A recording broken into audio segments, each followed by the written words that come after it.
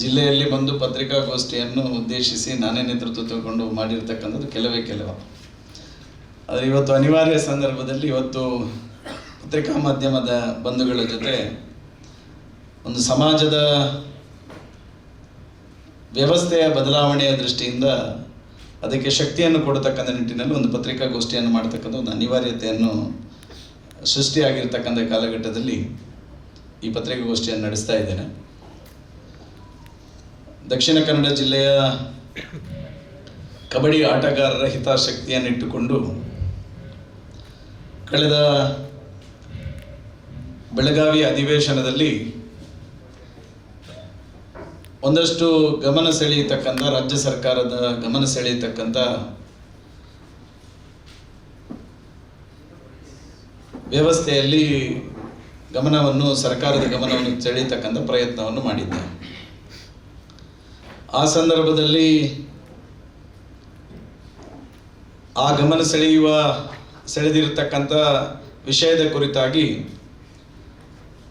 ದಕ್ಷಿಣ ಕನ್ನಡ ಜಿಲ್ಲೆಯ ಅಮೆಚೂರ್ ಅಸೋಸಿಯೇಷನ್ನ ಅಧ್ಯಕ್ಷರು ಒಂದಷ್ಟು ಜನ ಪತ್ರಿಕಾಗೋಷ್ಠಿಯ ಮೂಲಕ ಬೇರೆ ಬೇರೆ ರೀತಿಯಾಗಿರ್ತಕ್ಕಂಥ ಆರೋಪಗಳನ್ನು ಮಾಡಿದರು.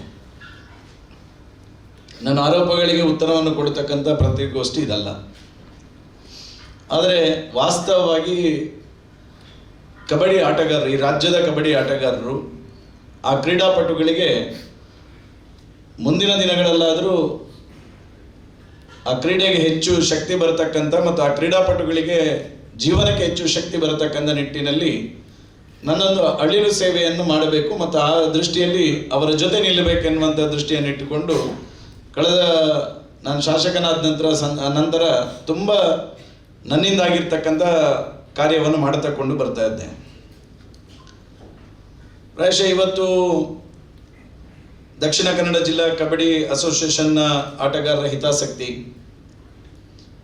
ಪ್ರತಿಭಾನ್ವಿತವಾಗಿರ್ತಕ್ಕಂಥ ರಾಜ್ಯದ ಆಟಗಾರರ ಹಿತಾಸಕ್ತಿಯನ್ನಿಟ್ಟುಕೊಂಡು ನಾವು ಈ ರಾಜ್ಯದಲ್ಲಿ ಕಬಡ್ಡಿ ಆಟಗಾರರಿಗೆ ಶಕ್ತಿಯನ್ನು ತುಂಬತಕ್ಕಂಥ ಕೆಲಸ ಕಾರ್ಯಗಳನ್ನು ಮಾಡಬೇಕಾದಂಥ ಅನಿವಾರ್ಯತೆ ಇರತಕ್ಕಂಥದ್ದು. ಕಳೆದ ಒಂದಷ್ಟು ಇತಿಹಾಸವನ್ನು ಗಮನಿಸಿದಾಗ ಕಬಡ್ಡಿ ಆಟಗಾರರ ಜೀವನಕ್ಕೆ ಶಕ್ತಿ ಆಗಿರ್ತಕ್ಕಂಥ ಅನೇಕ ಸಂಸ್ಥೆಗಳನ್ನು ನಾನು ಈ ಸಂದರ್ಭದಲ್ಲಿ ನೆನಪು ಮಾಡಿಕೊಳ್ಳಬೇಕಾಗ್ತದೆ. ಅದು KPTCL ಇರ್ಬೋದು, ವಿಜಯ ಬ್ಯಾಂಕ್ ಇರ್ಬೋದು, ಬ್ಯಾಂಕ್ ಆಫ್ ಬರೋಡಾ ಇರ್ಬೋದು, SBI ಇರ್ಬೋದು, BMTC ಇರ್ಬೋದು, ಅರಣ್ಯ ಇಲಾಖೆ ಇರ್ಬೋದು, ಈ ರೀತಿ ಅನೇಕ ಸರ್ಕಾರಿ ಸಂಸ್ಥೆಗಳಲ್ಲಿ ಕಬಡ್ಡಿ ತಂಡ ಇರ್ತಿತ್ತು. ಆ ಕಬಡ್ಡಿ ತಂಡದ ಮೂಲಕ ಅನೇಕ ಕಬಡ್ಡಿ ಆಟಗಾರರಿಗೆ ಜೀವನಕ್ಕೆ ಒಂದು ಉದ್ಯೋಗ ಸಿಗ್ತಾ ಇತ್ತು ಮತ್ತು ಅದರ ಜೊತೆಗೆ ಕಬಡ್ಡಿಗೆ ಹೆಚ್ಚೆಚ್ಚು ಯುವಕರನ್ನು ಆಕರ್ಷಣೆ ಮಾಡತಕ್ಕಂಥ ಒಂದು ವ್ಯವಸ್ಥೆ ನಿರ್ಮಾಣ ಆಗಿರ್ತಿತ್ತು. ದಕ್ಷಿಣ ಕನ್ನಡ ಜಿಲ್ಲೆಯಲ್ಲಿರ್ತಕ್ಕಂಥ ಕಬಡ್ಡಿ ಅಸೋಸಿಯೇಷನ್ನಿಂದ ಆಗಿರ್ತಕ್ಕಂಥ ಅನ್ಯಾಯಗಳಿರ್ಬೋದು, ಇವತ್ತು ಯಾವ ರೀತಿಯಾಗಿರ್ತಕ್ಕಂಥ ಅನ್ಯಾಯಗಳು ಮತ್ತು ಯಾವ ರೀತಿಯಾಗಿರ್ತಕ್ಕಂಥ ಅನ್ಯಾಯ ಅನ್ನುವಂಥ ವರ್ಡಿಗಿಂತಲೂ ಯಾವ ರೀತಿಯಾಗಿರ್ತಕ್ಕಂಥ ತೊಂದರೆಗಳನ್ನು ಇವತ್ತು ಆಟಗಾರರು ಎದುರಿಸಿದ್ದಾರೆ ಎನ್ನುವಂಥದ್ದನ್ನು ನಾವು ಮೊದಲು ಗಮನಿಸಬೇಕಾಗಿರ್ತಕ್ಕಂಥದ್ದು. ಇವತ್ತೊಂದು ಜಿಲ್ಲೆಯಲ್ಲಿರ್ಬೋದು, ರಾಜ್ಯದಲ್ಲಿ, ನಾನು ಇದನ್ನು ದಕ್ಷಿಣ ಕನ್ನಡ ಜಿಲ್ಲೆ ಅಂತ ಪರ್ಟಿಕ್ಯುಲರ್ ಆಗಿ ಹೇಳ್ತಾ ಇಲ್ಲ, ಇವತ್ತು ರಾಜ್ಯದಲ್ಲಿರ್ತಕ್ಕಂಥದ್ದು ಅಥವಾ ಜಿಲ್ಲೆಯಲ್ಲಿ ಇವತ್ತು ಕಬಡ್ಡಿ ಪಂದ್ಯಾಟವನ್ನು ಆಯೋಜನೆ ಮಾಡಿದರೆ, ಉದಾಹರಣೆಗೆ ಫೆಡ್ಲೈಟ್ ಮ್ಯಾಚನ್ನು ಆಯೋಜನೆ ಮಾಡಿದ್ದಾಗ ಆ ಮ್ಯಾಚ್ ಎಷ್ಟೊತ್ತಿಗೆ ಪ್ರಾರಂಭ ಆಗ್ತದೆ? ಅಷ್ಟೇ 8 ಗಂಟೆಗೆ ಅಂತ ಹಾಕಿದರೆ ಮ್ಯಾಚ್ ಪ್ರಾರಂಭ ಆಗೋದು 12 ಗಂಟೆ 1 ಗಂಟೆಗೆ. ಈ ನೀತಿ ನಿಯಮಾವಳಿಗಳನ್ನು ಶಿಸ್ತನ್ನು ತರತಕ್ಕಂಥ ಕೆಲಸ ಯಾರು ಮಾಡಬೇಕಾಗಿರ್ತಕ್ಕಂಥದ್ದು ಅಮೆಚೂರ್ ಅಸೋಸಿಯೇಷನ್. ಪಾಪ ಆಟಗಾರರು 8 ಗಂಟೆಗೆ ಬಂದು ರಾತ್ರಿ 1 ಗಂಟೆಗೆ 2 ಗಂಟೆಗೆ 3 ಗಂಟೆಗೆ ಕಬಡ್ಡಿ ಪಂದ್ಯಾಟದಲ್ಲಿ ಆ ಪಂದ್ಯಾಟವನ್ನು ಆಡತಕ್ಕಂಥ ಪರಿಸ್ಥಿತಿ ನಿರ್ಮಾಣ ಆಗಿರ್ತಕ್ಕಂಥದ್ದು. ಮತ್ತು ರಾಜ್ಯಗಳಲ್ಲಿ ನಮ್ಮ ದಕ್ಷಿಣ ಕನ್ನಡ ಜಿಲ್ಲೆಯಲ್ಲಿ ಅನೇಕ ಜನ, ಮಮತಾ ಪೂಜಾರಿ ಅವರಂಥವರು ಅನೇಕ ಜನ ಕ್ರೀಡೆಯನ್ನು ಪ್ರತಿನಿಧಿಸಿದ್ದಾರೆ ಅವಿಭಜಿತ ದಕ್ಷಿಣ ಕನ್ನಡ ಜಿಲ್ಲೆಯಲ್ಲಿ. ಆದರೆ ಪ್ರಮಾಣ ಎಷ್ಟು? ಇವತ್ತು ರಾಷ್ಟ್ರೀಯ ತಂಡದಲ್ಲಿ ಯಾರು ಹೆಚ್ಚು ಪಾರ್ಟಿಸಿಪೇಟ್ ಮಾಡ್ತಾರೆ ಅಂತ ಹೇಳಿದರೆ ಉತ್ತರ ಭಾರತದ ಆಟಗಾರರು ಜಾಸ್ತಿ ಪಾರ್ಟಿಸಿಪೇಷನ್ ಇರ್ತಕ್ಕಂಥದ್ದು. ದಕ್ಷಿಣ ಕನ್ನಡ ಜಿಲ್ಲೆಯಲ್ಲಿ ಇರ್ತಕ್ಕಂಥ ಎಷ್ಟು ಜನ ರಾಜ್ಯ ತಂಡವನ್ನು ಇವತ್ತು ಪ್ರತಿನಿಧಿಸ್ತಾ ಇದ್ದಾರೆ? ನಾನು ಒಂದು ಫಾರ್ ಎಕ್ಸಾಂಪಲ್ ಕೊಡಲಿಕ್ಕೆ ಇಷ್ಟಪಡ್ತೇನೆ. ಸುಮಾರು 33 ವರ್ಷಗಳ ಬಳಿಕ Mangaluru university inter university college ಕಾಂಪಿಟೇಷನ್ನಲ್ಲಿ ಗೋಲ್ಡ್ ಮೆಡಲ್ ಪಡೆಯಿತು. ನಮ್ಮ ಪಕ್ಕ ವಿಧಾನಸಭಾ ಕ್ಷೇತ್ರ ಮಂಗಳೂರಿನ ಶಾಸಕರಾಗಿರ್ತಕ್ಕಂಥ ವಿಧಾನ ಪರಿಷತ್ನ ಸಭಾಧ್ಯಕ್ಷರಾಗಿರ್ತಕ್ಕಂಥ ಸನ್ಮಾನ್ಯ ಖಾದರ್ ಅವರು ವಿಧಾನಸಭೆಯಲ್ಲಿ ಗ್ಯಾಲರಿಯಲ್ಲಿ ಅವರನ್ನು ತಂದು ಕೂರಿಸಿ ಅವರಿಗೆ ಅಭಿನಂದನೆಯನ್ನು ಸಹ ಸಲ್ಲಿಸಿದರು. ಆದರೆ ವಿಪರ್ಯಾಸ ಏನು ಅಂತ ಹೇಳಿದ್ರೆ, ಇಂಟರ್ ಯೂನಿವರ್ಸಿಟಿ ಕಾಂಪಿಟೇಷನ್ನಲ್ಲಿ ಗೋಲ್ಡ್ ಮೆಡಲ್ ಪಡೆದಿರ್ತಕ್ಕಂಥ ಮಂಗಳೂರು ಯೂನಿವರ್ಸಿಟಿಯ ಒಬ್ಬ ಪ್ಲೇಯರ್ ಸ್ಟೇಟ್ ಕಬಡ್ಡಿ ಟೀಮಲ್ಲಿ ಜಾಗ ಪಡೆಯಲಿಲ್ಲ. ಒಬ್ಬ ಪ್ಲೇಯರ್ ರಾಜ್ಯ ತಂಡವನ್ನು ಪ್ರತಿನಿಧಿಸಲಿಕ್ಕೆ ಅವಕಾಶ ಸಿಗಲಿಲ್ಲ, ಅಥವಾ ಅವನಿಗೆ ರಾಷ್ಟ್ರೀಯ ತಂಡದಲ್ಲಿ ಅವರನ್ನು ಪಾರ್ಟಿಸಿಪೇಟ್ ಮಾಡಲಿಕ್ಕೆ ಅವರಿಗೆ ಅವಕಾಶಗಳು ಸಿಗಲಿಲ್ಲ. ಅಂದರೆ ಪ್ರತಿಭಾನ್ವಿತರಿಗೆ ಅವಕಾಶ ಎಲ್ಲಿದೆ? ಆ ಅವಕಾಶವನ್ನು ಸೃಷ್ಟಿ ಮಾಡಿಕೊಡೋದು ಯಾರು?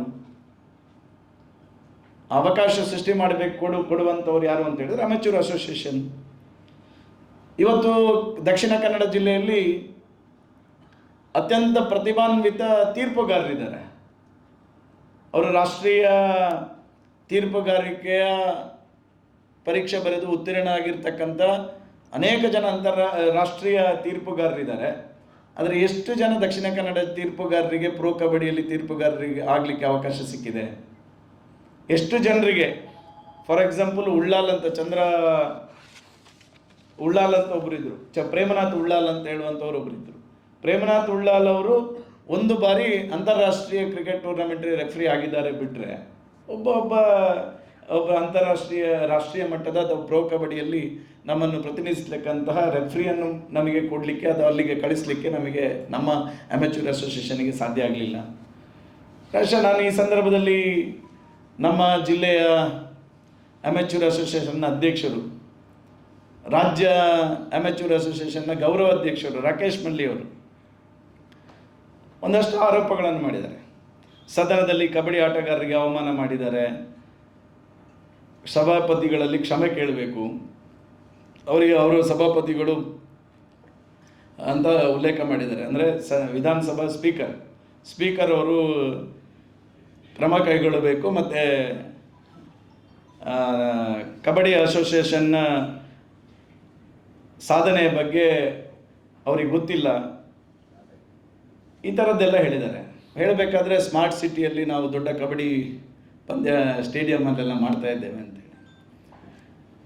ರಾಕೇಶ್ ಮಲ್ಲಿ ಅವರಿಗೆ ಒಂದು ಸ್ವಲ್ಪ ಜ್ಞಾನ ಇರಬೇಕು. ಸನ್ಮಾನ್ಯ ಅವತ್ತಿನ ಸಂಸತ್ ಸದಸ್ಯರಾಗಿರ್ತಕ್ಕಂಥ ನಳಿನ್ ಕುಮಾರ್ ಕಟೀಲ್ರು ಮತ್ತು ಈ ಕ್ಷೇತ್ರದ MLA ಆಗಿರ್ತಕ್ಕಂಥ ವೇದವ್ಯಾಸ್ ಕಾಮತ್ರವರ ಪ್ರಯತ್ನದಿಂದ ಸ್ಮಾರ್ಟ್ ಸಿಟಿಯ ಮೂಲಕ ಒಂದು ಒಳಾಂಗಣ ಕ್ರೀಡಾಂಗಣ ನಡೆಯತಕ್ಕಂಥದ್ದು. ಮತ್ತು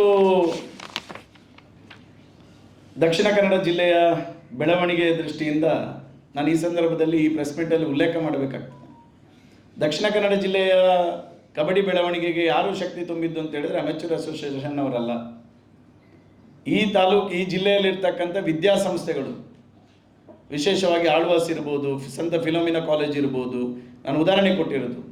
ಈ ರೀತಿ ಅನೇಕ ಸಂಸ್ಥೆಗಳು ಆ ಸಂಸ್ಥೆಯಲ್ಲಿ ಕ್ರೀಡಾಪಟುಗಳಿಗೆ ತರಬೇತಿ ಕೊಟ್ಟು ಒಂದು ರಾಷ್ಟ್ರ ಮಟ್ಟದ ಕಬಡ್ಡಿ ಆಟಗಾರರನ್ನು ನಿರ್ಮಾಣ ಮಾಡತಕ್ಕಂಥ ನಿಟ್ಟಿನಲ್ಲಿ ತರಬೇತಿ ಕೊಟ್ಟಿರುವ ಕಾರಣಕ್ಕೋಸ್ಕರ ಇವತ್ತು ಕಬಡ್ಡಿ ದಕ್ಷಿಣ ಕನ್ನಡ ಜಿಲ್ಲೆಯಲ್ಲಿ ಜೀವಂತವಾಗಿರ್ತಕ್ಕಂಥದ್ದು. ಇವತ್ತು ಅನೇಕ ಯುವಕ ಮಂಡಲ ಮತ್ತು ಕ್ಲಬ್ಗಳು ತರಬೇತಿ ನೀಡಿ ಕ್ರೀಡಾಪಟುಗಳನ್ನು, ಕಬಡ್ಡಿ ಆಟಗಾರರನ್ನು ಸೃಷ್ಟಿ ಮಾಡಿರುವ ಕಾರಣಕ್ಕೋಸ್ಕರ ಕಬಡ್ಡಿ ಇವತ್ತು ಜೀವಂತ ದಕ್ಷಿಣ ಕನ್ನಡ ಜಿಲ್ಲೆಯಲ್ಲಿ ಇರ್ತಕ್ಕಂಥದ್ದು.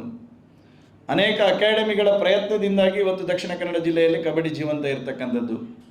ಅನೇಕ ಸಂಘ ಸಂಸ್ಥೆಗಳು, ಇದನ್ನು ನಾನು ವಿಶೇಷವಾಗಿ ಉಲ್ಲೇಖ ಮಾಡ್ತೇನೆ, ಅನೇಕ ಸಂಘ ಸಂಸ್ಥೆಗಳು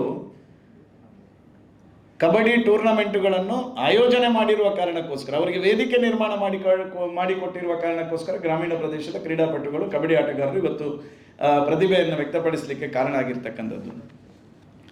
ಇವತ್ತು ದಕ್ಷಿಣ ಕನ್ನಡ ಜಿಲ್ಲೆ ಕಬಡ್ಡಿ ಅಸೋಸಿಯೇಷನ್ನ ಅವ್ಯವಸ್ಥೆಯ ಬಗ್ಗೆ ನಾನು ಈ ಸಂದರ್ಭದಲ್ಲಿ ಉಲ್ಲೇಖ ಮಾಡ್ತೇನೆ. ರಾಕೇಶ್ ಮಲ್ಲಿ ಅವರು 2009ಕ್ಕೆ ಉಪಾಧ್ಯಕ್ಷರಾಗ್ತಾರೆ. ರಾಕೇಶ್ ಮಲ್ಲಿ ಅವರು 2009ಕ್ಕೆ ಉಪಾಧ್ಯಕ್ಷರಾಗ್ತಾರೆ. ಇಲ್ಲಿ ಇದೆ ನೋಡಿ, 2009ಕ್ಕೆ ರಾಕೇಶ್ ಮಲ್ಲಿ ಉಪಾಧ್ಯಕ್ಷರಾಗ್ತಾರೆ. ರಾಕೇಶ್ ಮಲ್ಲಿ ಅವರು ದಕ್ಷಿಣ ಕನ್ನಡ ಜಿಲ್ಲಾ ಅಮೆಚೂರ್ ಅಸೋಸಿಯೇಷನ್ನ ಸದಸ್ಯತ್ವ ಆಗುವುದು ಯಾವಾಗ ಅಂತ ಹೇಳಿದರೆ 2012ಕ್ಕೆ. ಅವರು ಅಮೆಚೂರ್ ಅಸೋಸಿಯೇಷನ್ನ ಉಪಾಧ್ಯಕ್ಷರಾಗುವುದು 2009ಕ್ಕೆ. ಅವರು ಸದಸ್ಯತ್ವ ತಗೊಳ್ಳೋದು, ಆ ಸಂಸ್ಥೆಯ ಸದಸ್ಯತ್ವ ತಗೊಳ್ಳೋದು 2012ಕ್ಕೆ.